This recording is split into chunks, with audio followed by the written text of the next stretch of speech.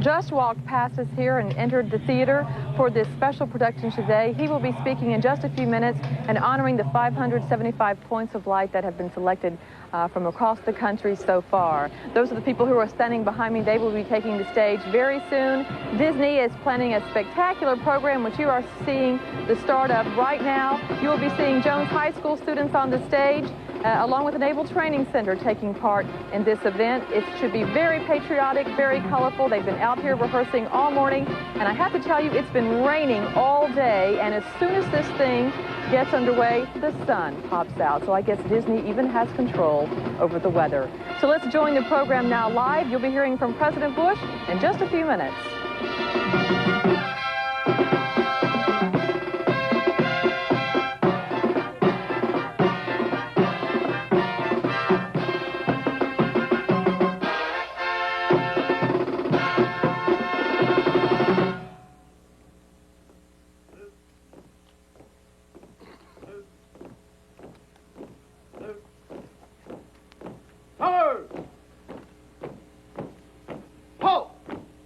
Ladies and gentlemen, Sandy Patty singing our national anthem. Freeze!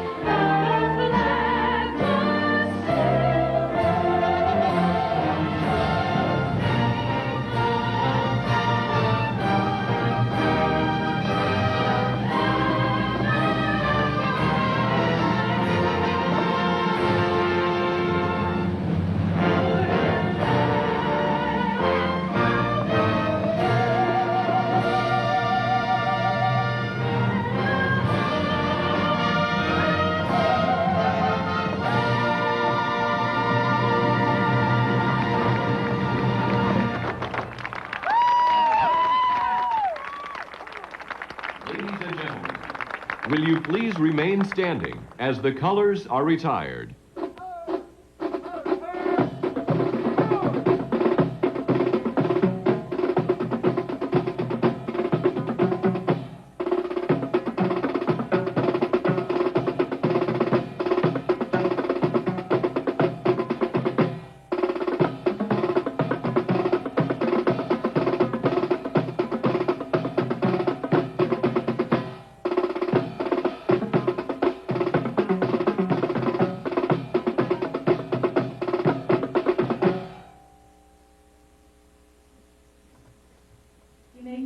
Thank you so much.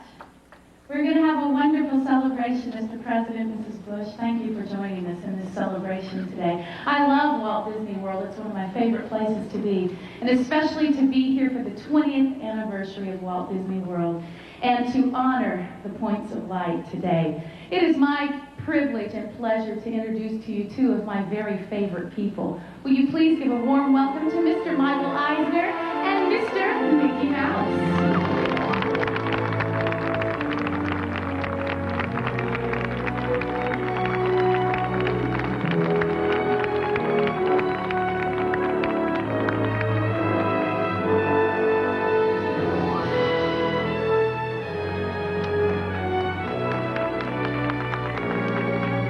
Thanks, Sandy.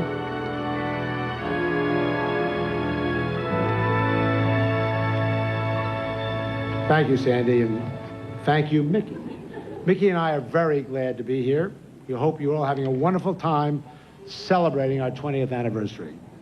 Mr. President, Mrs. Bush, fellow members of the board of the Points of Light Foundation, and distinguished guests.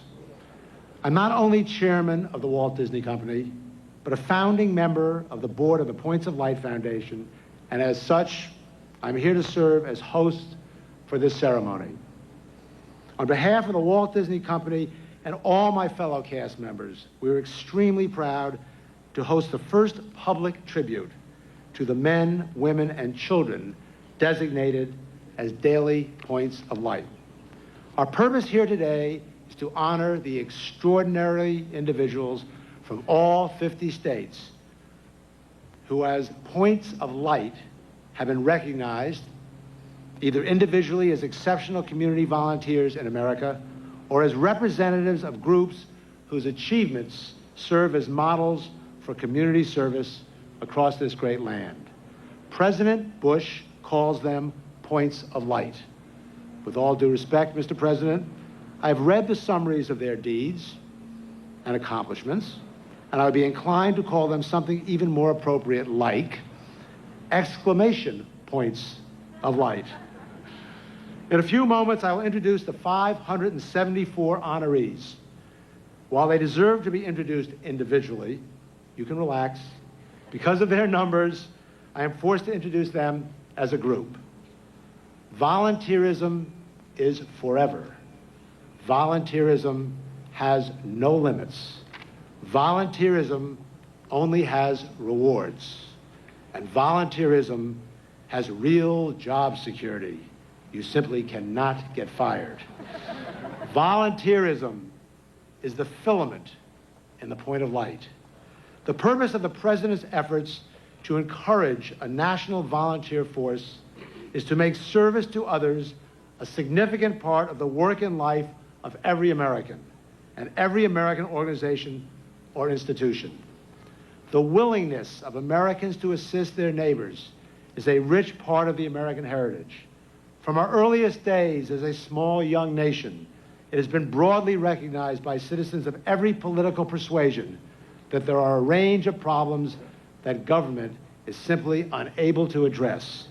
Illiteracy, poverty, homelessness, alcohol and drug abuse, delinquency, and the plight of the elderly are just some of the problems that continue to defy government's best intentions.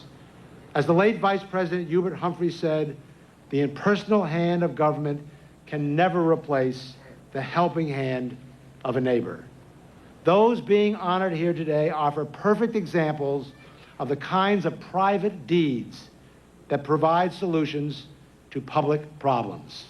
Every day, the President names a new point of light. I read the summaries of what these individuals are doing to earn this distinction. I read these summaries like I have read a great movie script, like I have read Dead Poets Society or Stand and Deliver, except they seem too incredible to be true. Nobody is that selfless, that kind, that caring. What I find are stories of people who, often at great personal sacrifice, have devoted themselves to helping their neighbors, solving needs in their own communities without fuss or fanfare. In fact, many, I am told, could not believe they deserve this honor. To list their contributions would take several hours, and long before I finished, even the most cynical would have to concede that this is a program with the power to transform America. Sitting at my desk reading about these people always leaves me somewhat anxious. I am moved. I am awed. I am stunned. I am inspired. I am astonished. Most of all, I cannot decide whether to call them up, to congratulate them, to praise and honor them, or to ask them for the movie rights to their lives. Of course, nobody would really believe these stories. They sound too much like fiction, but fiction they are not. The late, great writer Thomas Wolfe once wrote, "I think the true discovery of America is before us. I think the true fulfillment of our spirit, of our people, of our almighty and immortal land is yet to come." Ladies and gentlemen, our points of light and their deeds are the true fulfillment of the American spirit.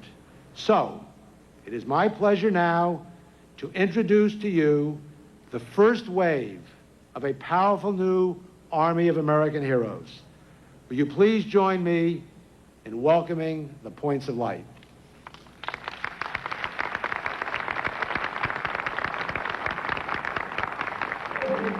Ladies and gentlemen, Epcot Center's own Voices of Liberty and World Dancers, join us to welcome the Points of Light. This is America. This is America. This is America.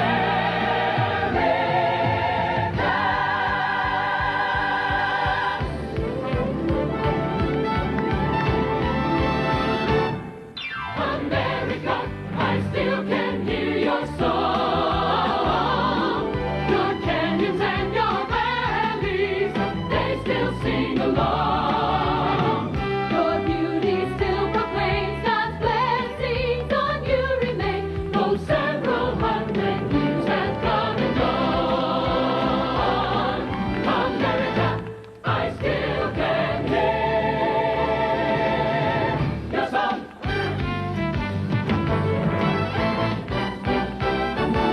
America, I still can hear your song. Your canyons and your valleys, they still sing along.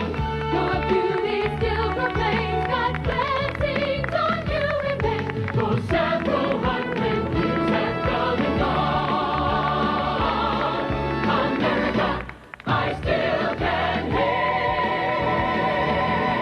your song.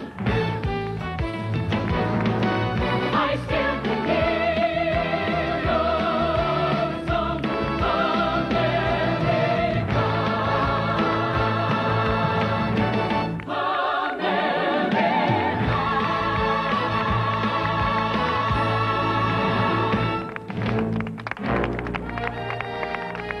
The American dream is coming true through these points of light.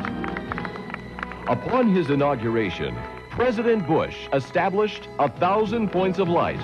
And each day, the president recognizes those who are successfully addressing our most pressing social problems through community service. Individuals, families, businesses, groups, and organizations of every conceivable type are taking direct and consequential action to combat drug abuse, illiteracy, inadequate education, environmental decay, homelessness, AIDS, and other critical ills. These points of light are lighting the way for every American as they selflessly help others all over the country. Yes, the points of light are from every state in the Union and Washington, D.C., from California to New York, from Florida to Alaska, and Hawaii to Maine. And now, here to represent each of the home states of the Points of Light is the Recruit 50 State Flag Team from the Orlando Naval Training Center.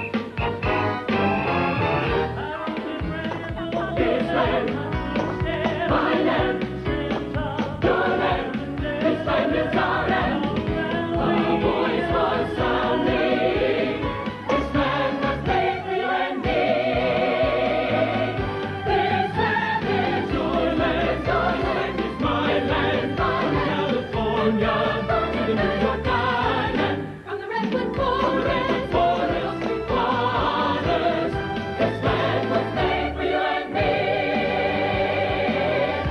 This land is your land. This land is my land. From California to the New York Island, from the Redwood Forest to the ocean waters, this land was made for you and me. This land was made for you and me. This land was made for you and me. This is our land.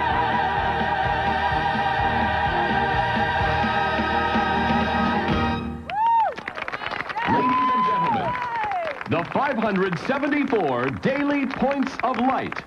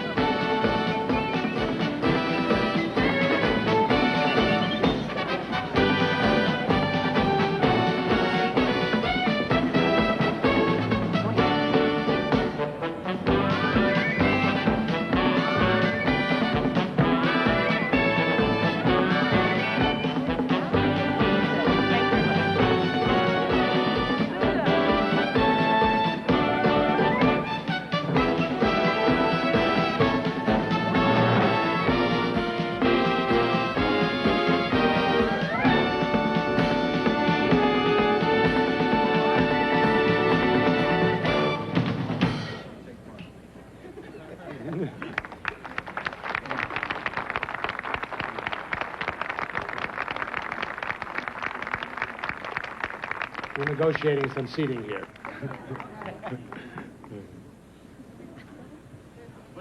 Right here's the seat.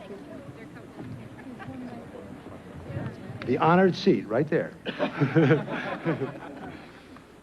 Ladies and gentlemen, the points of light.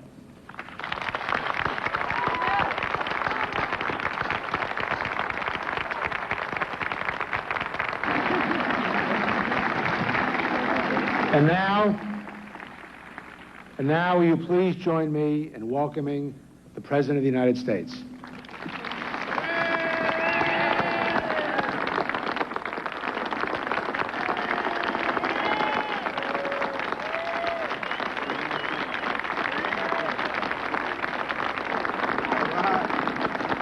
Glad you all could make it. Well, thank you very much, and let me just start by saying a special word of thanks to Michael Eisner and Ron Allen for bringing all of these points to light together for this very special occasion. Ever since this concept got started, Michael Eisner has been in the forefront of it. You could tell from his remarks how strongly he feels, how compassionately he views the work of every single one of the points of light here today, and we all owe him a great vote of gratitude.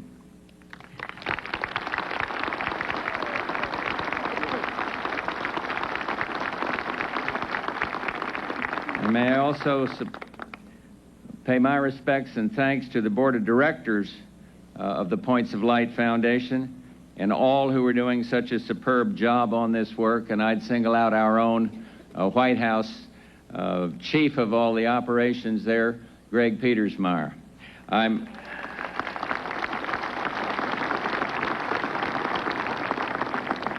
very pleased that Congressman McCollum is with us, and let me just thank Sandy Patty for once again doing the honors on this magnificent anthem of ours. I want to thank Lee Greenwood and all who are making this a spectacular event. And there's one more special person that I want to point out right now. Today I'm naming our 575th Daily Point of Light, She's a great kid. She's only 12, but she gladly helps students with multiple disabilities at her school. She teaches them living skills and reads to them. And she's a friend, and I want her to come up on stage now and take her place among all our points of light. From Houston, Texas, Julie Harms.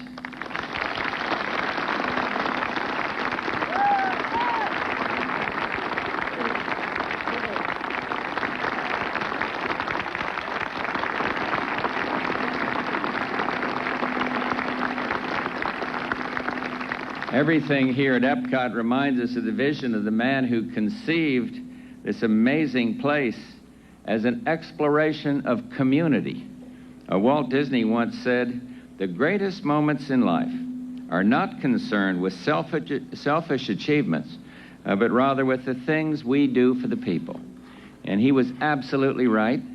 And that creed brings us together in this extraordinary place, sharing this extraordinary day.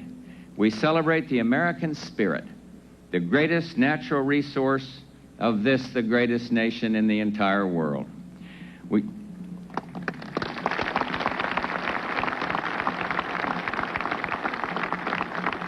We celebrated in front of this tableau of American heroes, our 575 points of light.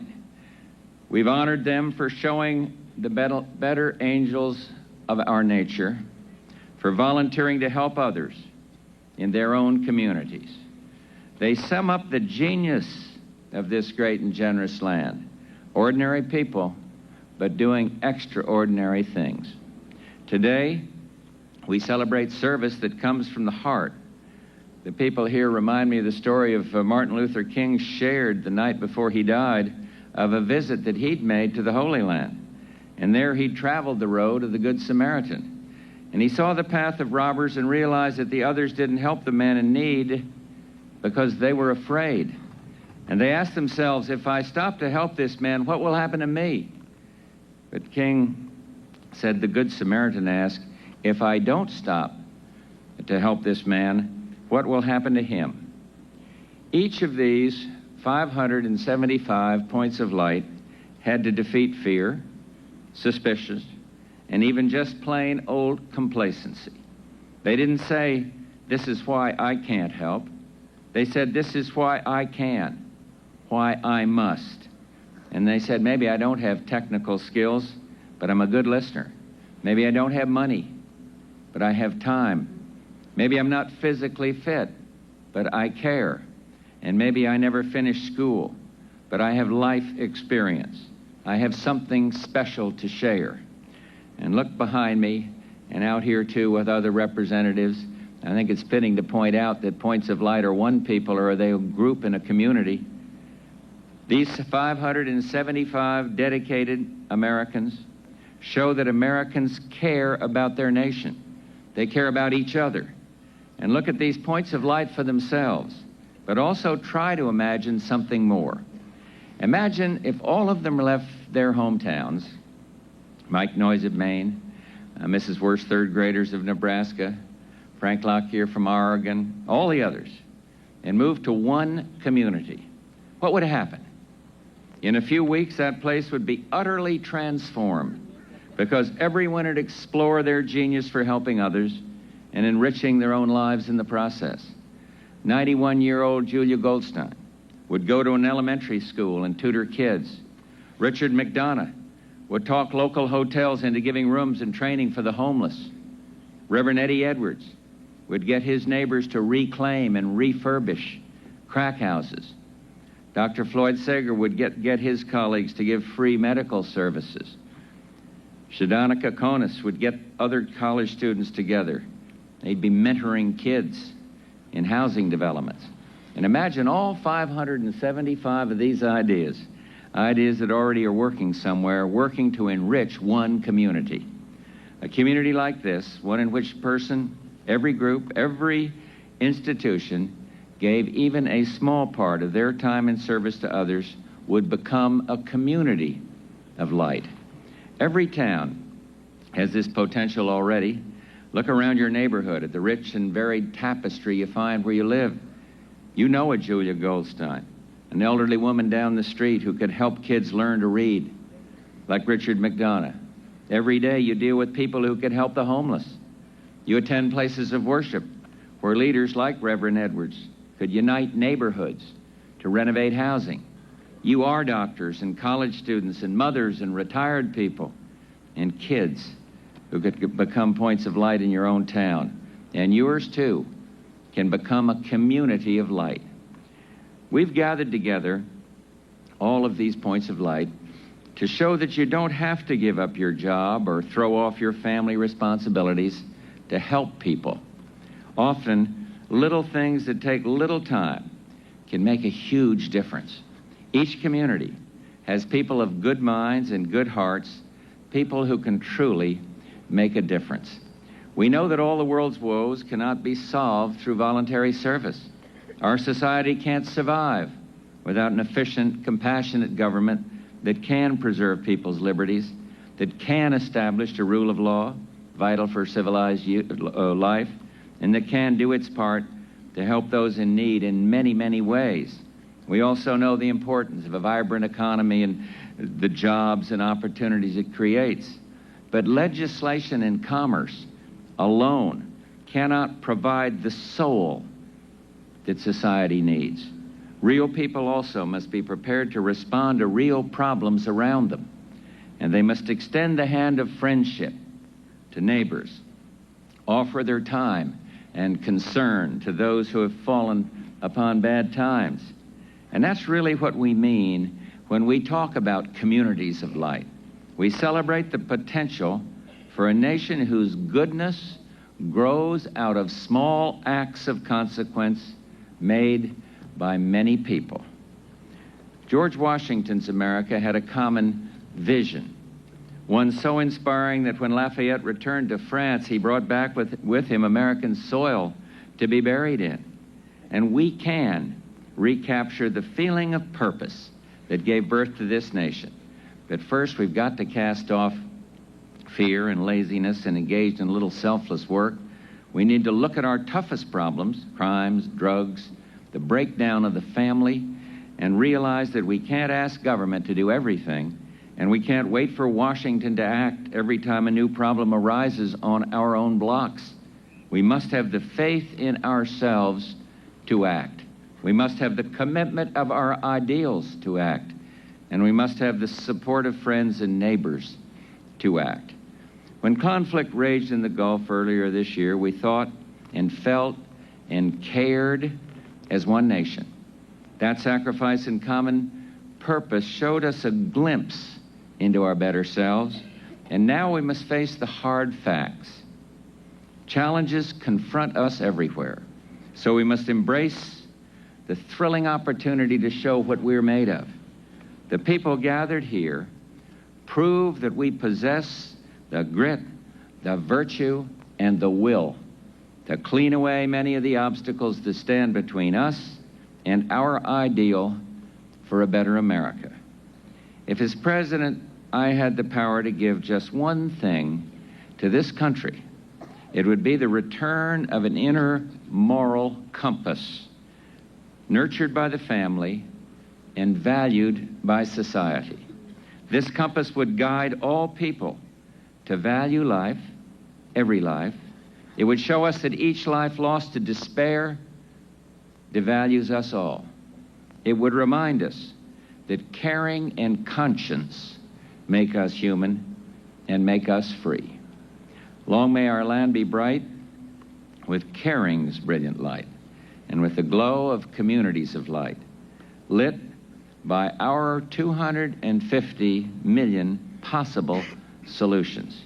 And may we be filled with the words St. Francis lived by nearly 8 centuries ago: where there is hatred, let me sow love; where there is despair, hope; and where there is darkness, light.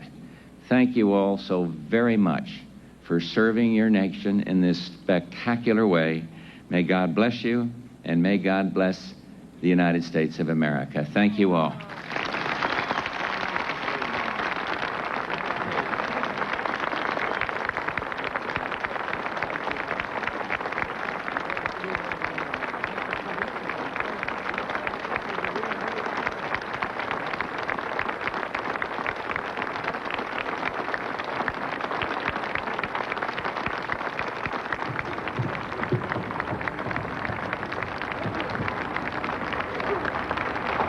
And there you see President Bush concluding his about 10-minute speech to the crowd here at Epcot Center in the American Gardens, paying tribute to all of the volunteers across the country. And as you just heard, he named the 575th Point of Light a 12-year-old student from Houston who works with the disabled at her school. He called this group on stage ordinary people who do extraordinary things, and they are, he said, the American spirit, the greatest natural resource in the world. He had a lot of praise for the people on that stage and for his volunteer program, and he asked all of us to get up and do something for America and volunteer. And now Sandy Patty and Lee Greenwood are taking the stage. They're going to continue the patriotic songs here at Epcot Center. But soon this program will end and the president will venture over to the Disney Yacht and Beach Club, where he'll attend a luncheon there. Barbara Bush will be speaking at that luncheon. And Sharon Dennis is there now. Let's join her with more on that. Sharon? Well, as you can see behind me, Secret Service agents continue to scan those who will be entering the Yacht and Beach Club, making sure everything is safe and secure for the President and Mrs. Bush's visit here. They will be addressing a lunchtime crowd of all those people who make up the Points of Light. This Disney event is the first time members of these Points of Light have come together as a group. He will deliver his luncheon remarks around 12:30. It's also scheduled for an announcement naming Orlando as the nation's first City of Light. We'll have more later. Back to you. All right, thank you, Sharon. And you have joined us in the midst of this coverage of President Bush's special visit here to Epcot Center. Let's take a look now at what his schedule is. Sharon just mentioned that he will be attending a luncheon where he will be host to these honorees for the 1,000 Points of Light. I think we have a schedule we could put up right there. He will be attending that at 12 o'clock at the Yacht Club here at Disney World. Then at 1:30 he departs. He and Mrs. Bush depart for Miami, and that will, so their Orlando visit is really very short, just about 3.5, 4 hours. A big plum for Disney, it being part of their 20th anniversary celebration. Of course, we'll have a complete wrap-up of the President's visit here to Central Florida, as well as more on the Disney 20th anniversary celebration coming up on Eyewitness News at noon. We hope you'll join us then. I'm Bert Bullock. And I'm Marty Saul. Now back to our regular programming.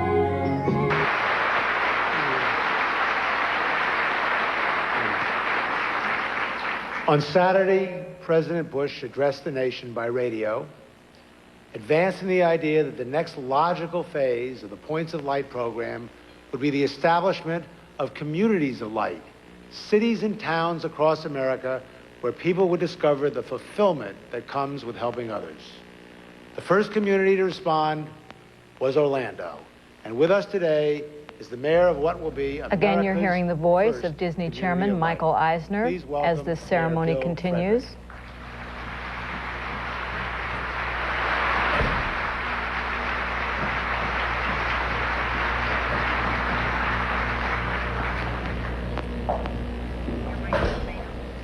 Thank you, Michael. Mr. President. This is Orlando Mayor Bill Frederick. It's a tremendous honor to share this podium with the President of the United States, to share this room with America's 575 daily points of light. Mr. President, over the past several months, we've waited with anticipation for their arrival. Many of us in Orlando have learned a great deal about these points of light. And during those months, with the help of the White House, we've also learned more about the role you see for points of light in a vision for America. On Saturday, we heard your national address on radio and your call for communities of light. And today we've been privileged to meet your points of light, Americans living ordinary lives who set aside a special time to do something quite extraordinary in their communities. From my point of view, this historic backdrop begs the question, Mr. President, how does Orlando respond to your challenge to become a community of light, indeed to become America's first city of light? Thank you. What we must do is begin a new way of thinking, a new way of looking at our community. We must redefine our roles of traditional institutions, redefine the roles of family, industry, small business, government, all of the institutions of our community. These institutions and the people within who make them work must accept a mission of problem solving.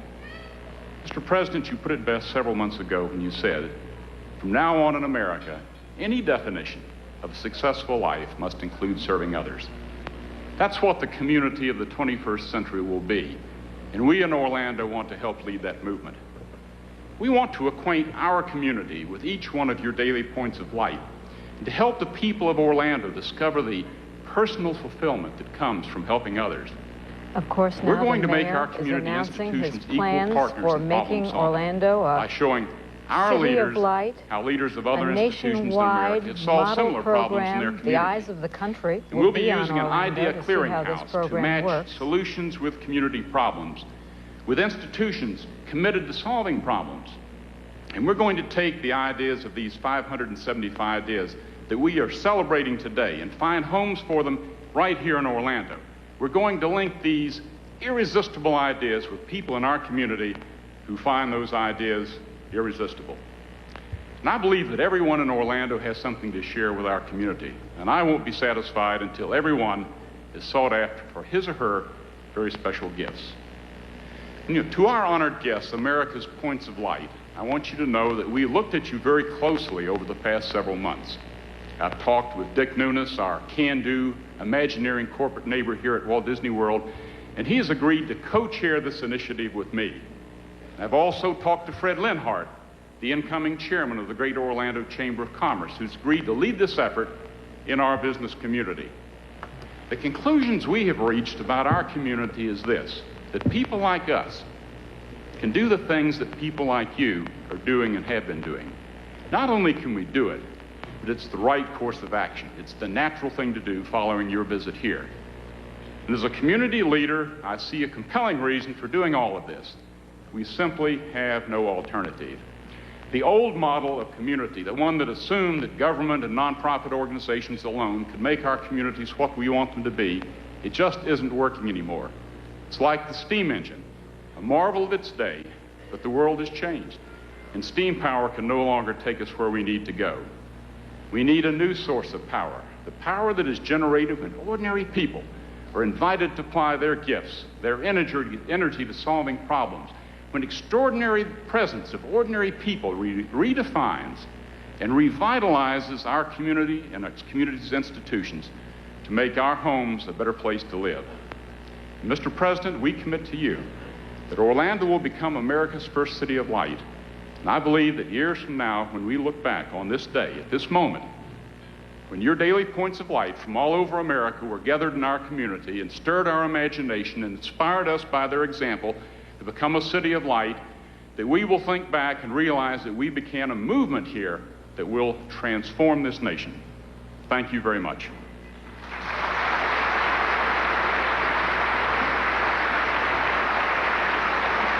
And so the mayor has just announced that he will be co-chairing this City of Light model movement along with Thank you, Dick Mayor Nunes Frederick. of Disney World. That sounds like a very ambitious and Now, once exciting again, here's program. Michael Eisner, I'm the especially chairman of pleased that Disney. the Disney Company can participate as a major partner in your efforts. And now, ladies and gentlemen, the President of the United States.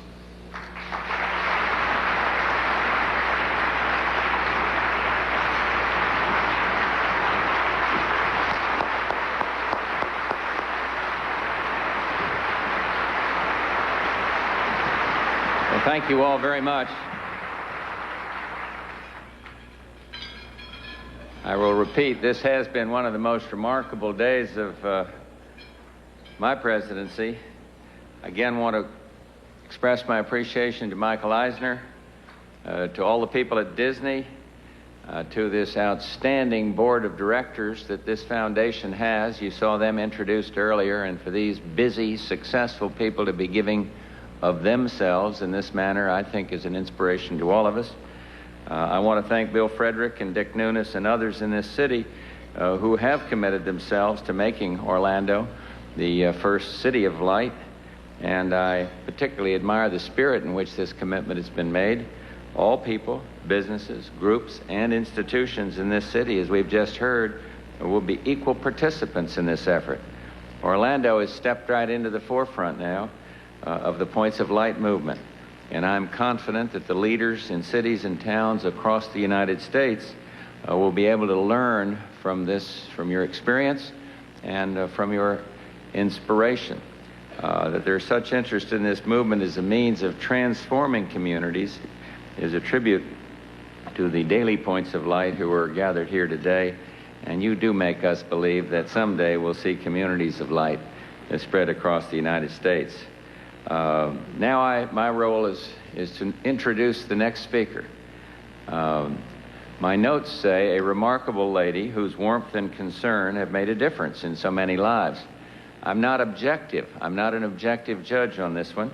A lot of y'all are familiar with the work that she's done since we moved into the White House.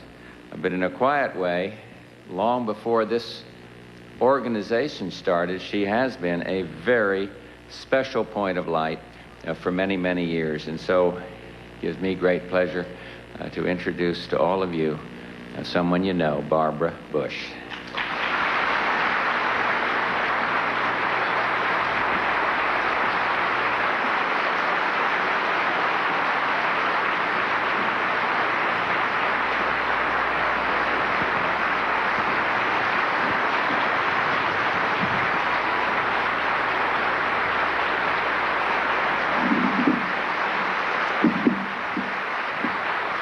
Whoops. Thank you very much, Mr. President. You know, I have to confess, I never, ever thought I'd be introduced by the President of the United States. But of course, I never, ever thought I'd be married to the President of the United States. But he knows better than anyone how delighted I am to be here today in our new City of Light. This is one of the most awesome audiences I can imagine, and not just because my favorite person in the world is here. It's because all of you and what you've done to help make this the most generous nation on the earth. Bob Hope once said that if you haven't got any love in your heart, then you've got the worst kind of heart trouble. Well, I don't believe there's a person in this room who will ever have to worry about that.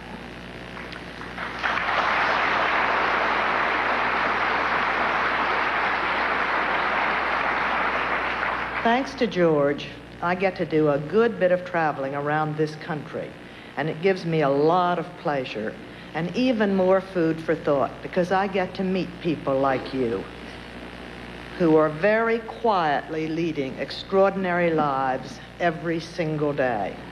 There are classrooms where children who have been called slow or worse have, through one person's loving concern, discovered that they could learn and love to learn. And there are storefront high schools where successful business people are helping dropouts back to a life worth living. And there are soup kitchens for the homeless where children make the sandwiches and senior citizens serve them. And there is hospital after hospital where distress is eased by the touch or voice of a caring stranger. So much of our nation's social distress can be eased in this way. And it really isn't just the wonder of what volunteers give people in need. It's the wonder of what they all get back 1,000-fold. In New York City, I met with a group helping young Cambodians to learn English. And while I was there, an older woman told me how desperately lonely she'd been before she started to volunteer. And her eyes filled with tears remembering it. And then her face lit up when she said, "I've never been lonely a day since." Voluntary service can be like that, the antidote to loneliness or laziness or grief or self-pity.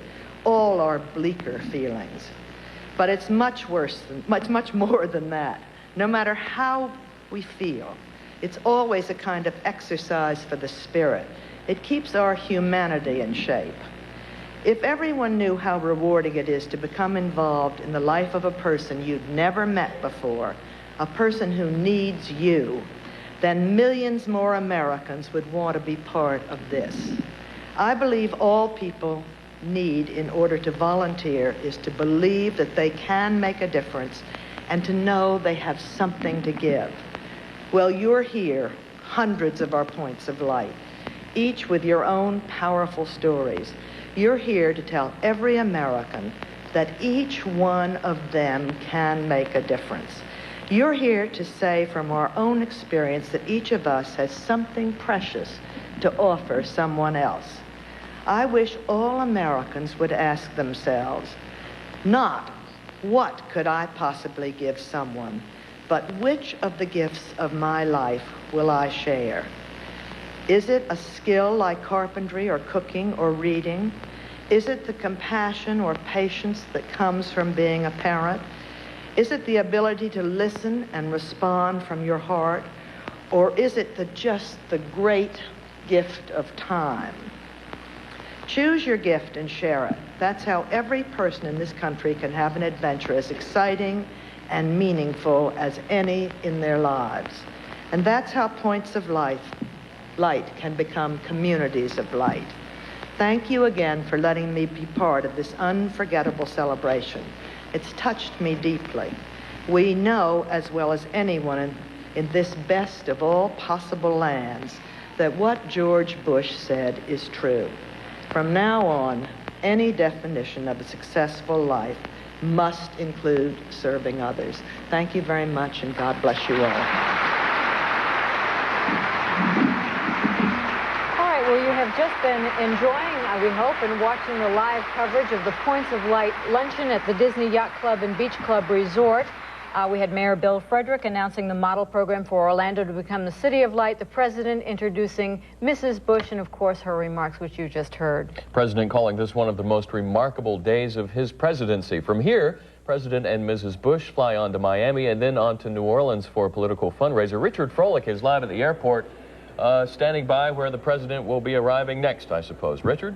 Right, we're expecting him here, Ken, about 1:30, maybe a little later than that if they're running behind schedule. But in that area, the President, as you said, will be flying out on Air Force One to Miami, where he will be speaking to some economic developers and talking to them about his proposed crime-fighting packages.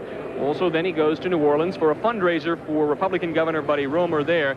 And then after what can only be a huge day, he will be headed back to Washington, D.C. Now, the President will be leaving on Air Force One, as we said, about 1:30, perhaps 1:45, and we expect to bring that to you live. In the meantime, that's all from here. Back to you. Well, this has indeed been already quite a wonderful day for the first Monday of the Disney celebrations of its 20th anniversary, with the visit of the President and First Lady of the United States and honoring all of those points of light. Well, that is our Eyewitness News today for noon. We thank you for joining us. We'll have a complete wrap-up of the President's visit and Disney's 20th anniversary celebration and all those points of light. Coming up later today on Eyewitness News, of course, we begin with Live at 5. Until then, have a good afternoon.